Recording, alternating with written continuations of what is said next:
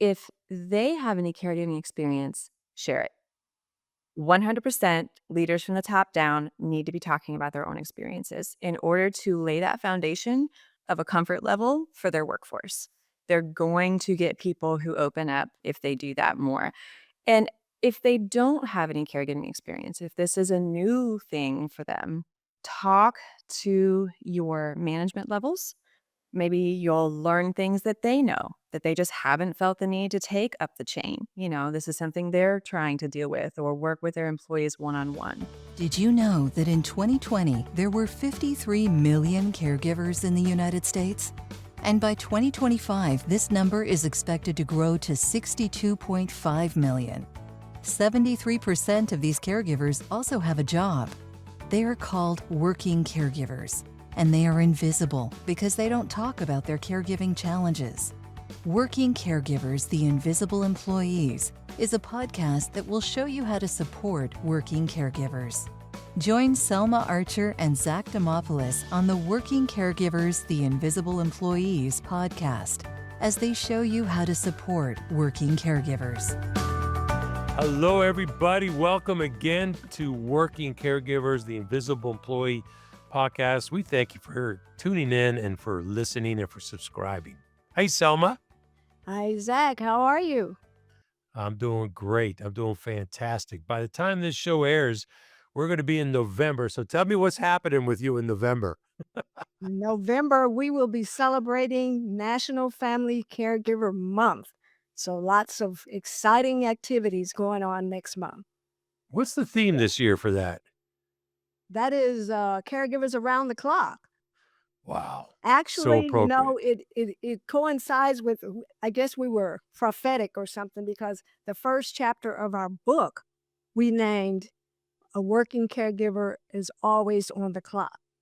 Yes. So Yes. it's an important footnote in this whole area of care that when you're a caregiver, you're always working, Yes. always. I appreciate that. And so shout out to all the unpaid family caregivers that are either listening in or employees. They're on the journey.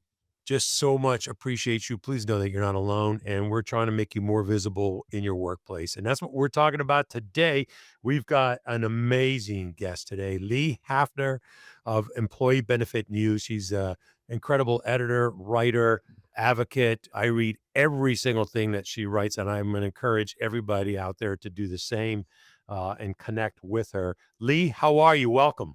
I am doing awesome. Thank you, Zach and Selma. I am very excited to be here. Oh man, such a pleasure to have you. We're going to jump right into this conversation, but before we do that, we always like to ask our guests, tell us some fun fact or something interesting about where you reside.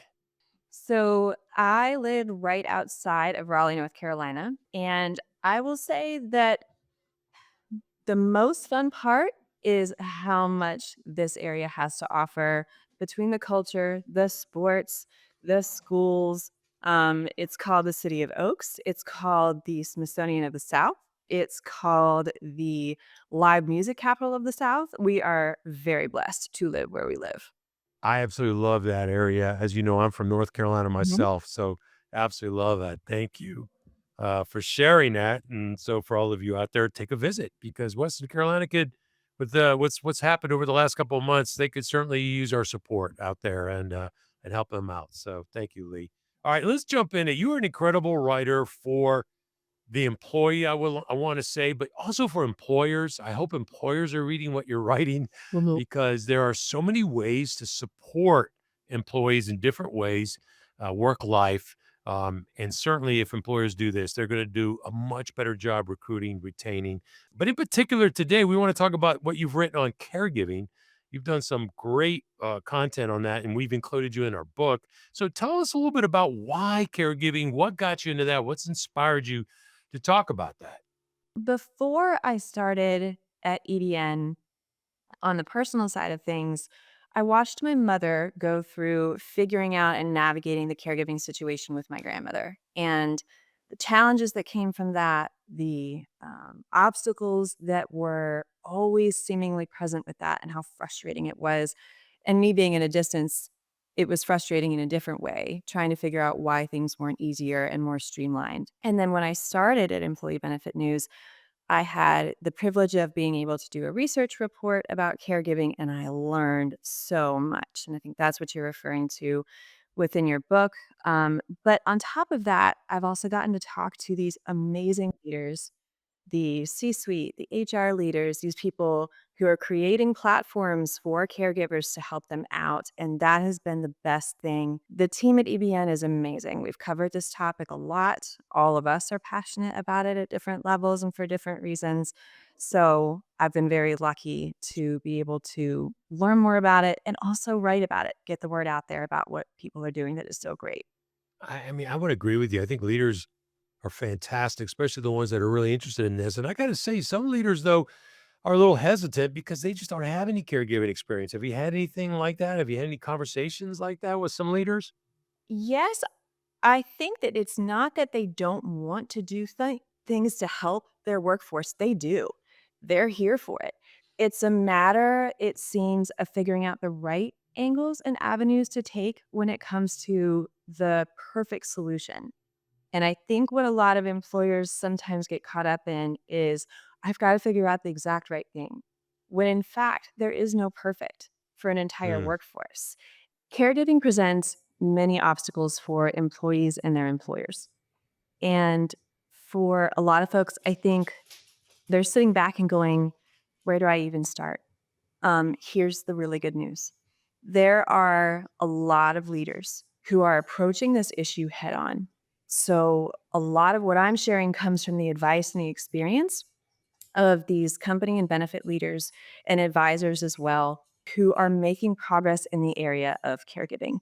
And I've heard a lot of them offer the same thoughts, which I think is wonderful because it's a very good indication that the things that they're doing are going to work for others. And so we could spend an entire podcast with me listing the names and companies of these amazing people and groups doing these things, but they all have one thing in common. They are separating themselves from the pack in a very, very good way by going the extra mile, setting an example, and improving the way that things are done. And whether that's within their workforce or on a broader scale. And to pull from a conversation that I had with the founder of a company called Next Impact about leadership's role in creating positive change, which is what you're doing when you approach something as important as caregiving. And he said, you have to stand on a stage and say that this is important. And so I would encourage all leaders to stand up and say that supporting their working caregiving population is important, and then back that up with action.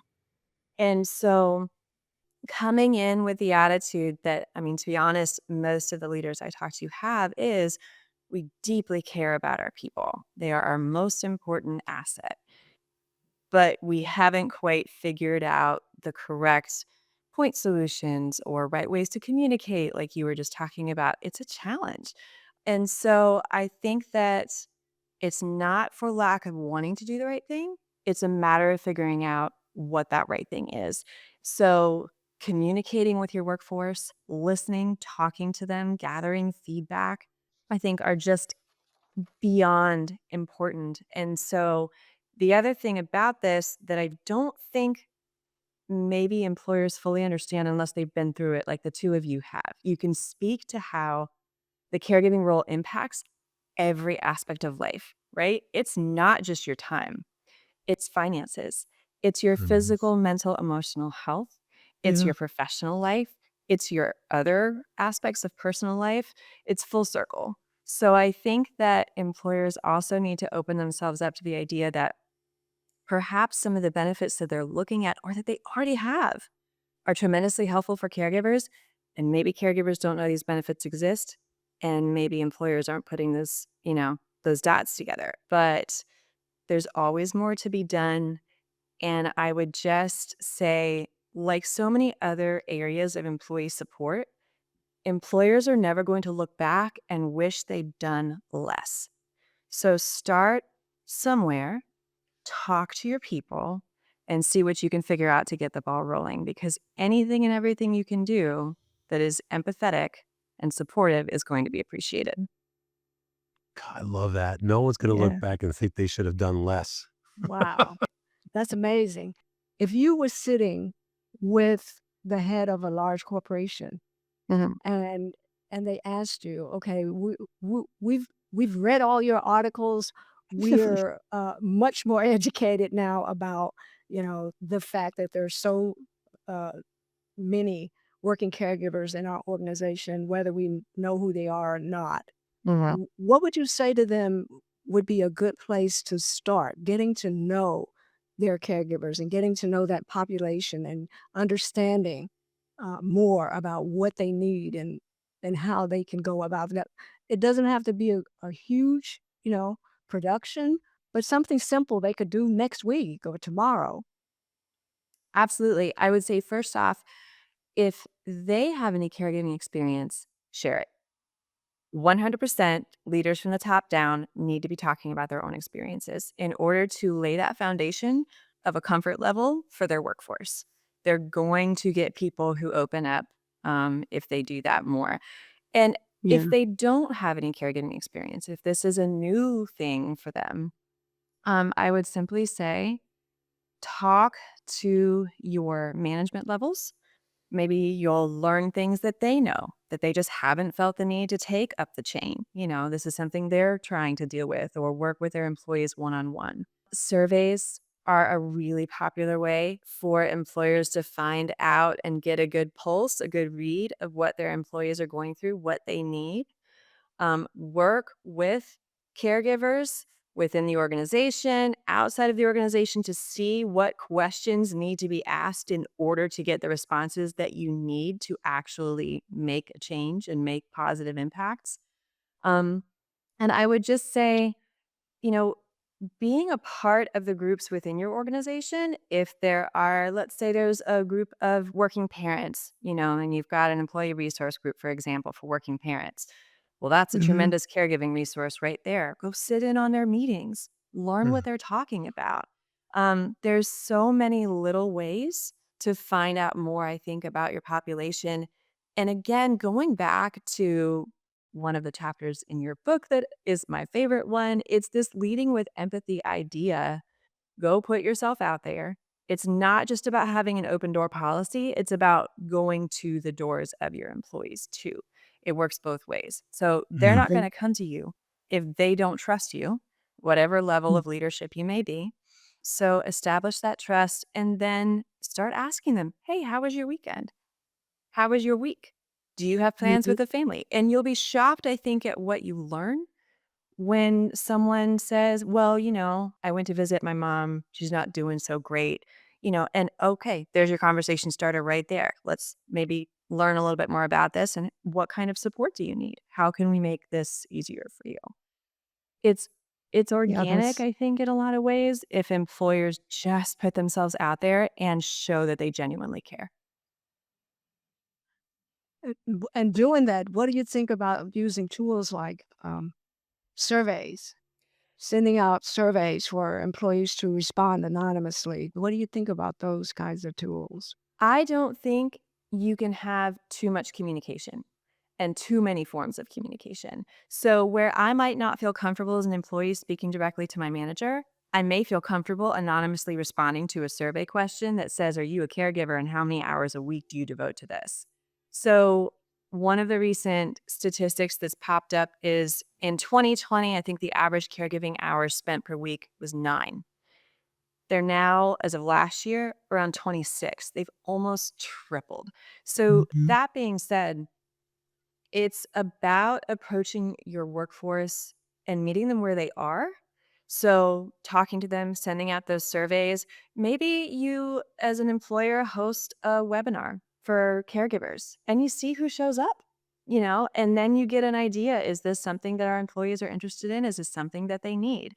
But there are lots of different ways to get a read, I think, and so the more the merrier. This is not "Oh, we offer these resources, we talk about them once a year, I hope you remember that they exist." This is a all year long conversation that should Yeah. happen just because, again, I always go back to if an employer shows they care, they will find out more about their people and then they could find out what they need.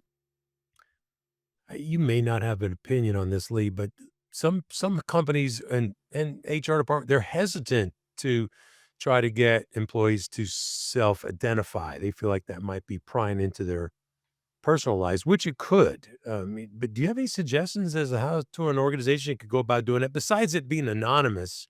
Still, how do you ask those questions? And you may or may not have an opinion on that. I don't it's not a professional opinion because I'm not in HR, but I would say that the organizations that I've had the pleasure of speaking with, for example, I just returned last month from our annual benefits at work conference in San Diego, and I was moderating a panel on this exact topic, putting caregiving in place in the workplace for amazing leaders sitting up on the stage talking about this from very different angles. But one of the things that I heard was establishing a very trusting, supportive environment in the workplace in general is how you get people to talk about what they need and talk about what they're going through. So Mm, it's not going to work for everybody. You're never going to get 100% of your workforce opening up about their personal lives. Caregiving is a very personal experience. And the other part of that, I think, too, is a lot of people don't identify as caregivers, even though they are one, right? They don't put two and two together. They're just doing what they think they should do because they love their family.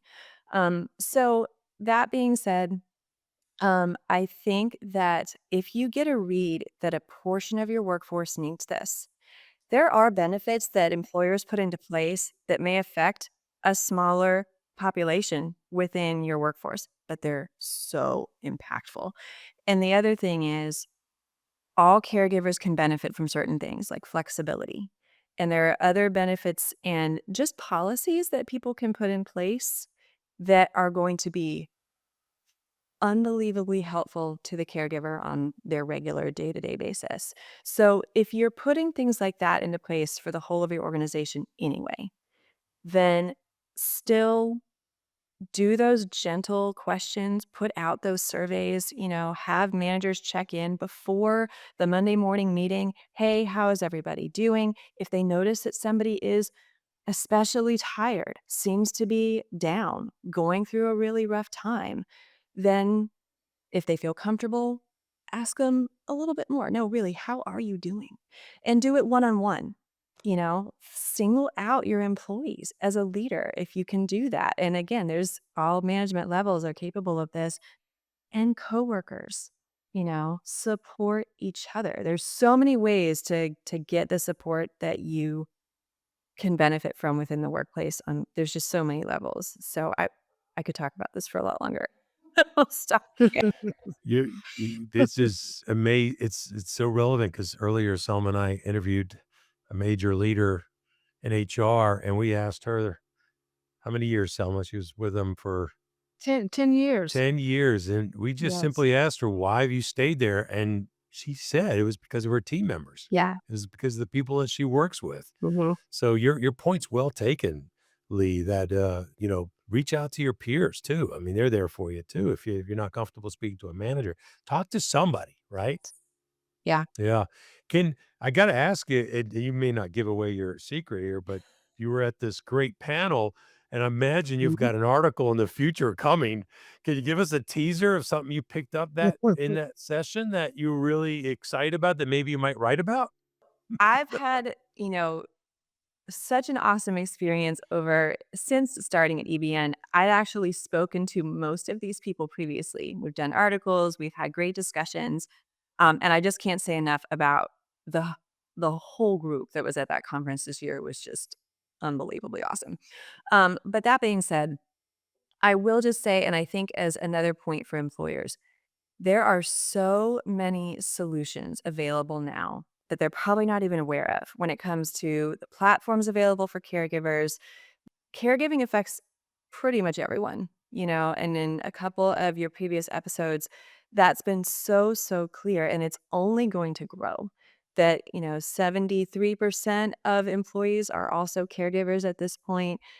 it's going to touch your organization. It's not a matter of if, it's a matter of when, and it's a matter of how much. So, looking for things like single point solutions so that your employees aren't trying to navigate caregiving and 7 different platforms that can help them with their caregiving journey.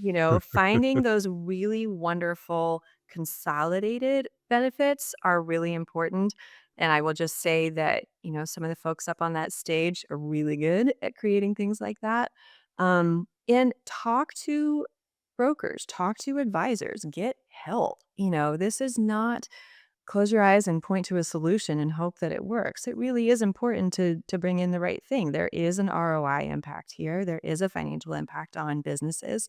And so, doing your homework, doing your research, figuring out what your people need first, then taking action with the right partners, it is a really important but so worth it thing. Yeah. I'm wondering, in the work that you do, Lee, have you ever run across any leaders that have been comfortable coming forward and sharing their own caregiver experience and their own caregiver stories? And Mhm. because we find that a great way to build trust with the employees if you share your own experience. I have. I have. And it is so incredibly refreshing. And still, it just happened a couple weeks ago, actually. And every single time, I'm still sort of blown away that these leaders are putting themselves out there because nobody wants to admit that they can't handle everything, right? We all are Right. like, I got this. But it's really important for us to say, I don't got this without support and help. And, it does take a village. And so these leaders are so amazing where they step up and say, this was a real challenge for me, or this was such a sad time for me, or this was Yeah. really hard, and be human. And one of the leaders that I spoke to put a LinkedIn post up about his experience because he felt it was so important to relay that to his workforce and explain where he was coming from. And I just thought, man, it doesn't make anybody see them as less capable, like a or less of a leader. To me, that is the most like strong, wonderful thing that a leader can do. Because the hardest thing to do is ask for help or say that you need somebody else's assistance in some way. We That's we true. agree so much, Lee. Our experience has been that the leaders that are willing to speak up, be vulnerable, Mhm. they actually gain more respect, and employees are more willing to follow them. We were so blessed with Jim McMahon, who runs 1-800-Flowers, and Harry and David. We asked him if he could just write a couple of words like we asked you, and he wrote a whole 3 pages about it and talked about his Yeah, brother, who's a high, he's the president of the organization and how he's dealing with Parkinson's. And it's just the vulnerability and just the feedback that we got for yeah. that story, and his own organization is really doing some amazing stuff that we hope to highlight down the road. We do a newsletter, and in our newsletter, we spotlight stories from real working caregivers so that other working caregivers or employers can raise their awareness or help them gain a little empathy, in reading about other people's stories. So Yeah, thank you for absolutely. sharing that. Selma knows I throw a challenge every once in a while to our listeners. So you gave me an idea, Lee, and I'm going to throw it out there. Are you ready, Selma? I never run these by her, so Hey, I'm ready. she's probably afraid. I'm holding on to my chair. Yeah, so I'm gonna challenge one of our listeners out there who pick up on this and also to share it with us, to write us and tell us about it. But I want to challenge a leader who's maybe been a little hesitant and has been listening in to some of Lee's suggestions. This coming Monday, I'd like to challenge you to reach out to one of your direct reports or all of them and force yourself to ask them about their weekend and just be quiet. Don't say a word after that.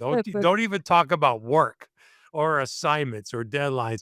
Just ask them how was their weekend. And I think that's a great point, Lee. I mean, if leaders did that a little bit more often, we would learn a lot more, and then employees could share more on their own voluntarily, Yeah, right? absolutely. So Yeah. the challenge Yeah. is out there, Selma. What do you think? I love it. I love it. We got time for a couple more questions. Selma, do you have one up your sleeve? I know you got probably a million. I could talk to Lee all day, especially with the wonderful articles that you write.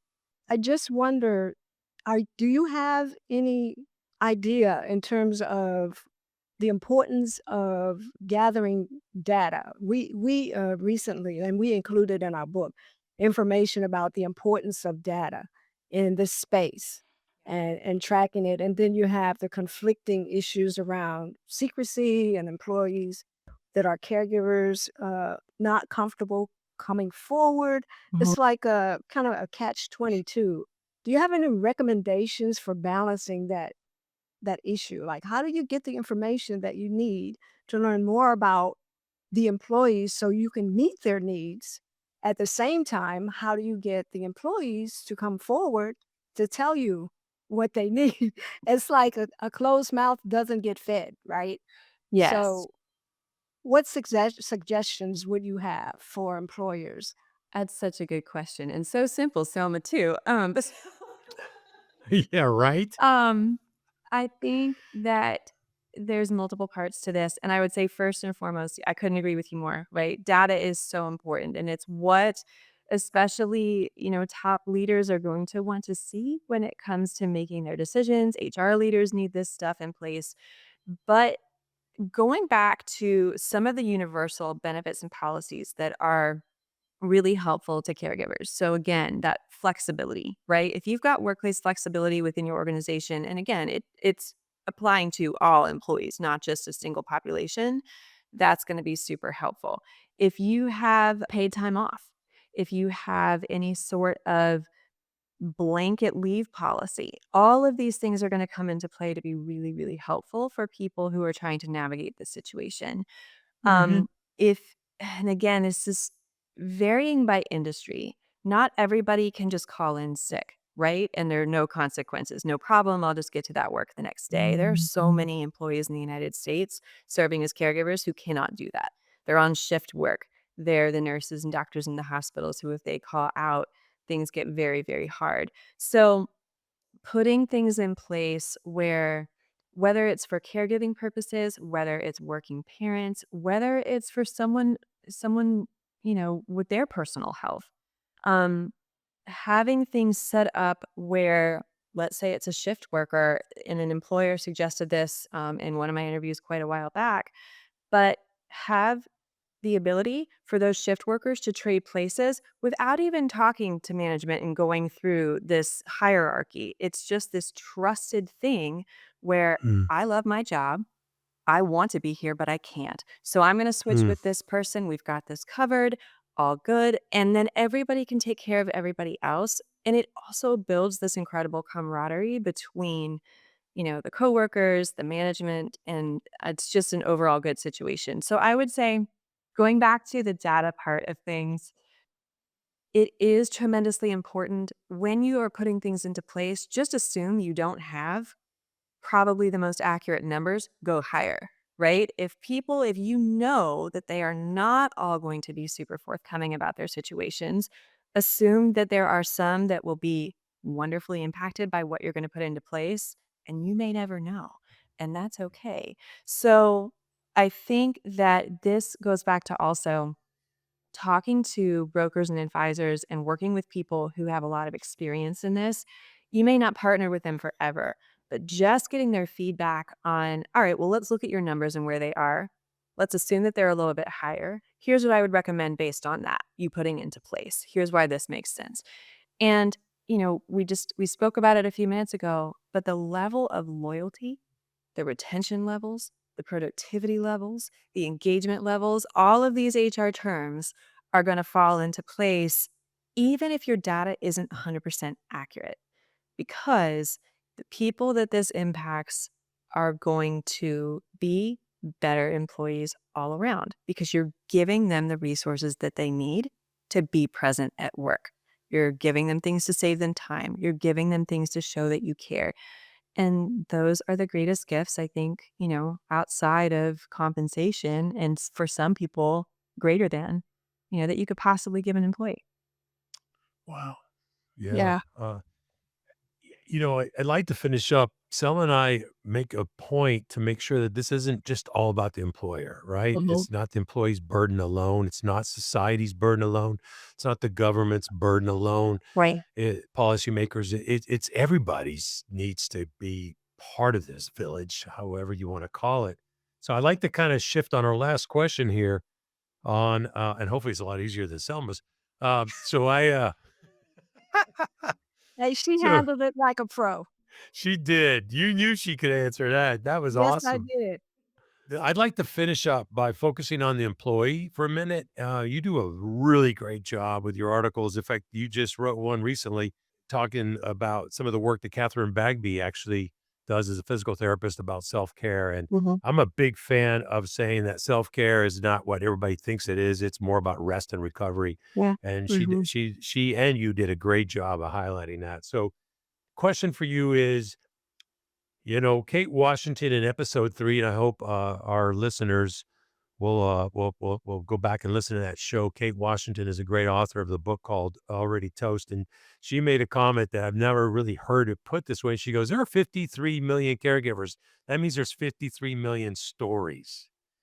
And as you said earlier, Lee, not every 53 million gonna come forward. We don't need all 53 million to come forward. Right. We do need the ones that need help, need support. Mhm. What would you suggest for caregivers, that are working, that are not so visible, invisible, as someone I like to put it? Right. What Mhm. what are some things that you can think of that can help empower them to become more visible in the workplace? I love that question. I think that, you know, as much as we talk about people maybe not wanting to come forward and sharing their stories, employees are in a very unique position in that they have a built-in community of support around them if it's the right environment within an organization. If an organization has built a very supportive culture, if that's just part of who they are as a company, then employees can start an employee resource group if one does not exist for caregivers. And again, these are going to be probably the ones that are a little bit more willing to be vocal.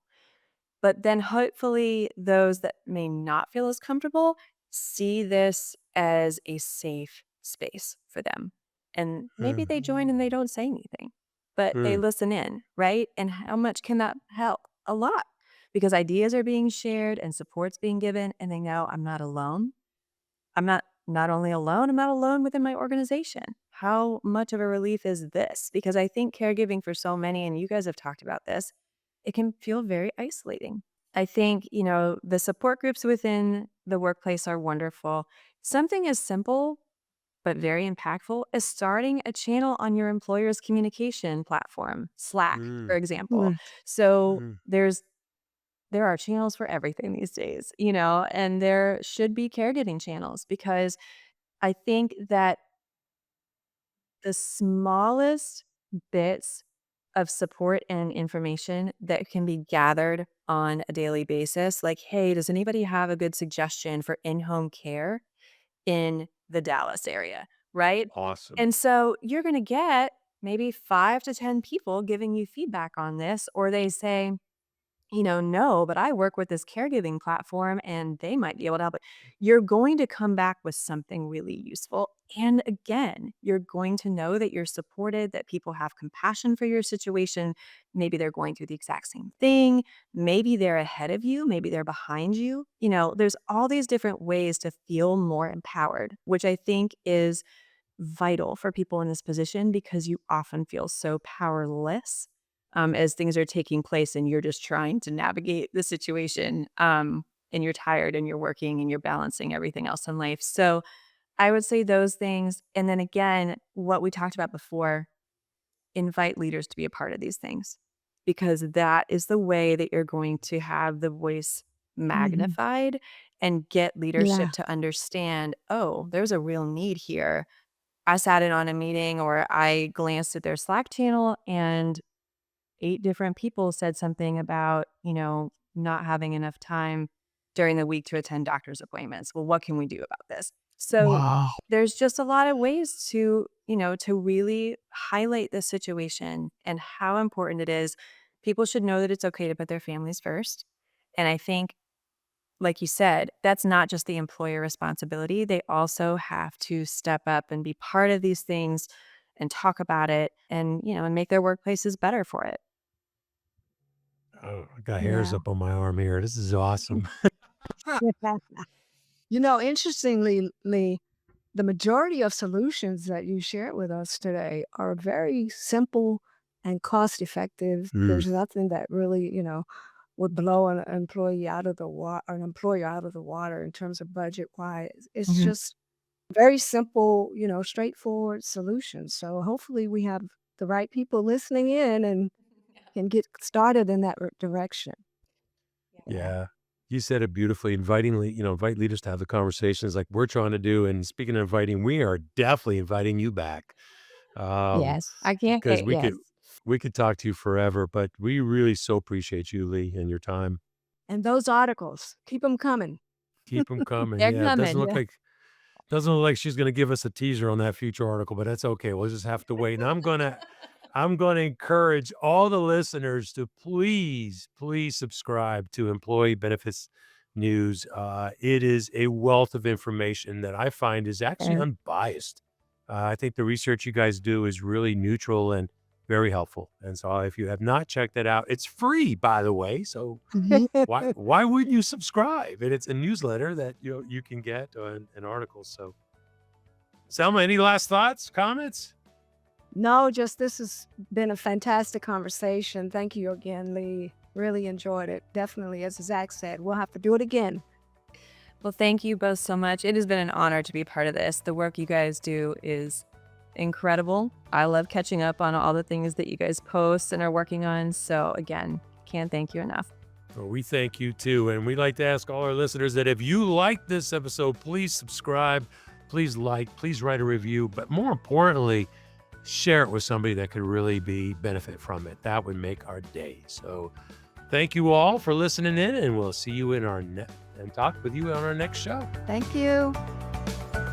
Thank you for tuning in. Be sure to catch new episodes of Working Caregivers, the Invisible Employees podcast, every other Tuesday. Please also visit our website, invisibleemployeeadvocates.com, to subscribe to our newsletter, purchase our book, and learn more about how we can help you strengthen your workplace to become more supportive of working caregivers.